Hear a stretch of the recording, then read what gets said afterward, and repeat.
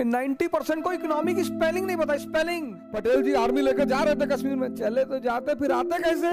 नेहरू जी का चक्कर था एडविना माउंटबेटन से। उपलब्धि है भैया। शास्त्री जी तो अरे बाप रे बाप, अंकल जी से क्या आशा करें। सबसे मुश्किल काम है खुद को दोष देना। उसके पास विजन था, उसके पास समझ थी। और नेहरू को अगर कोई व्यक्ति गाली दे रहा है,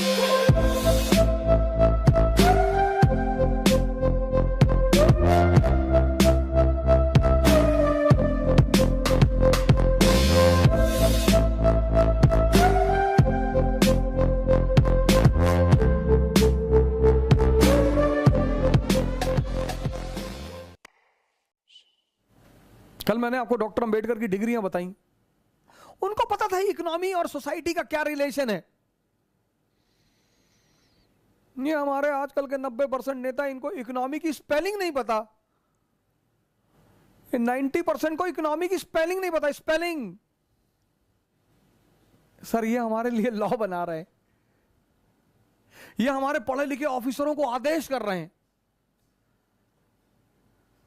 जो आईएएस जिस लड़के ने निकाला है सर, आईपीएस जो है, उसको वो आदमी ऑर्डर दे रहा है जिसको ये नहीं पता कि गैंगटॉक हिंदुस्तान में है कि हिंदुस्तान से बाहर है। एक हमारे दोस्त है विधायक, उन्होंने एक बार हमको फोन किया, कहीं नहीं यार अवध भाई बताओ गैंगटॉक कहां है। अरे मैंने कहा विधायक जी गैंगटॉक नहीं, आपको कैसे पता होगा, ब्राजील।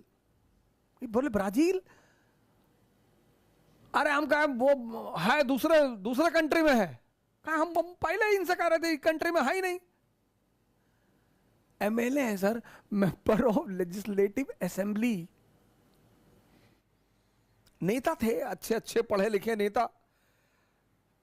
लगभग सारे नेता 1950 के आसपास के जितने भी नेता हैं, सबने किताबें लिखी हैं। नेहरू ने लिखा, मौलाना आजाद ने लिखा, सुभाष चंद्र बोस ने लिखा, अंबेडकर ने लिखा, और आज 545 में से 2-4-5 लिखते होंगे। हम बड़े लकी आदमी थे सर कि जो हमारी आजादी के बाद जो लीडरशिप हमें मिली, वो बड़ी समझदार लीडरशिप मिली। उसके पास विजन था, उसके पास समझ थी,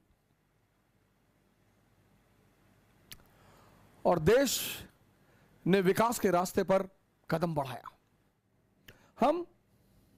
हम अनाज मांग रहे थे पूरी दुनिया से 1947 में, हमारे पास खाने को नहीं था।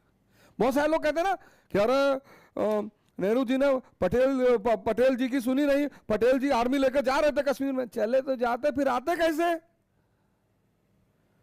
वो उसके पीछे यूनाइटेड स्टेट्स ऑफ अमेरिका बैठा हुआ था, $45 मिलियन दिया था मार्शल प्लान में, हमारे पास खाने को नहीं था। 1950 से लेकर आज तक बिहार देखो, कोई लालू प्रसाद यादव, जगन्नाथ मिश्रा, कोई भी किसी नेता विशेष पर आक्रमण नहीं किया जा सकता।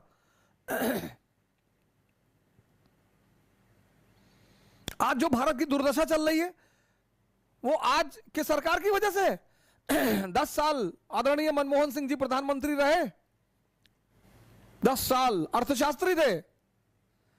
जब उन्होंने मनरेगा से काम चलाया, जब उन्होंने इकोनॉमी की बेसिक रिफॉर्म्स पर ध्यान नहीं दिया, तो हम अंकल जी से क्या आशा करें? जैसे हमारे बहुत सारे भारत के लोग जो नेहरू के बारे में कुछ नहीं जानते, कुछ भी नहीं, वो एडविना माउंटबेटन के बारे में जानते हैं। ये नेहरू जी का चक्कर था एडविना माउंटबेटन से, और एडविना माउंटबेटन के कहने पे जो है उन्होंने कश्मीर दे दिया, सब एडविना ने करवाया था। तुम नेहरू के चौकीदार थे, देख रहे थे।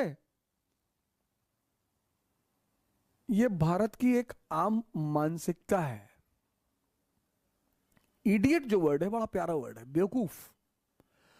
बेवकूफ मतलब जो दूसरे के जीवन में दखलंदाजी रखे। आप कैसे पता करोगे बेवकूफ है? उसकी बातों से। नॉन अलाइन मूवमेंट बताओ, नहीं बताओ। फर्स्ट प्लान बताओ, 5 ईयर प्लान, नहीं पता। नेहरू की ट्राइबल पॉलिसी बताओ, नहीं पता। लेकिन ये पता है एडवीना माउंटबेटन से रिलेशन है, उपलब्धि है भैया। जिस कौम ने पूरा भारत पर कब्जा किया, उस आदमी ने उस कौम की वाइसरॉय की पत्नी फंसा ली। मूर्ख जो होते हैं, मूर्ख, वो दूसरे के जीवन पर बड़ा नजर रखते हैं। और कौन पार्टी, कौन सा दल, कौन सा नेता पिछले 30 साल नेहरू जी ने किया इस देश के लिए, बहुत किया।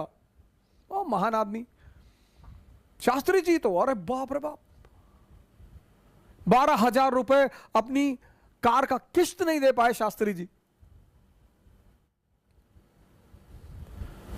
और नेहरू को अगर कोई व्यक्ति गाली दे रहा है तो वो ऐतिहासिक मूर्ख है, उससे बहस ही नहीं की जानी चाहिए। जो देश 1947 में कोई मान ही नहीं रहा था कि बचेगा ये देश, शुगर 800, बीपी 200,